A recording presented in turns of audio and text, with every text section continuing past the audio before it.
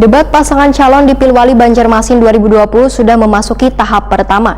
Debat yang menghadirkan 4 pasangan calon tersebut digelar salah satu TV malam Sabtu 30 Oktober 2020. Dalam debat ini, masing-masing pasangan calon diberi kesempatan atau diarahkan oleh moderator untuk bertanya kepada pasangan calon lain.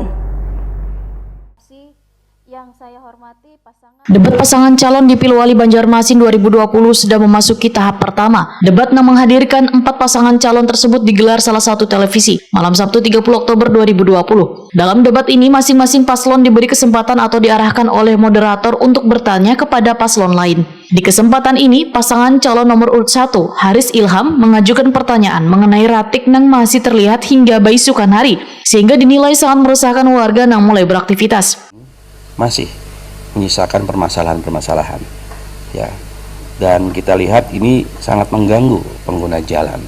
Tentunya ini menjadi pemikiran kita bersama agar nantinya sampah tidak ada lagi pada saat matahari terbit, sehingga masyarakat yang berpergian, masyarakat yang beraktivitas di pagi hari bisa merasakan kenyamanan berlalu lintas di jalan raya.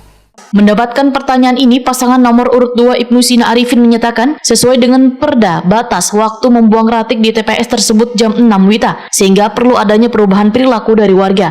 Menurut Ibnu Sina, Banjarmasin telah banyak mendapatkan prestasi dalam menangani pengolahan ratik. Hingga Banjarmasin pada tahun 2019 mendapatkan kinerja terbaik pengolahan ratik di Indonesia dan mendapatkan kucuran dana 9,4 miliar rupiah dari Kementerian Keuangan. Bahkan selaus dirinya menjabat bersama Hermansyah, ujar Ibnu Sina, Banjarmasin sudah 4 kali berturut-turut mendapatkan Piala Adipura. Selain itu, Banjarmasin menjadi kota pertama di Indonesia yang memberlakukan pengurangan ratik plastik hingga diikuti daerah lainnya di Indonesia.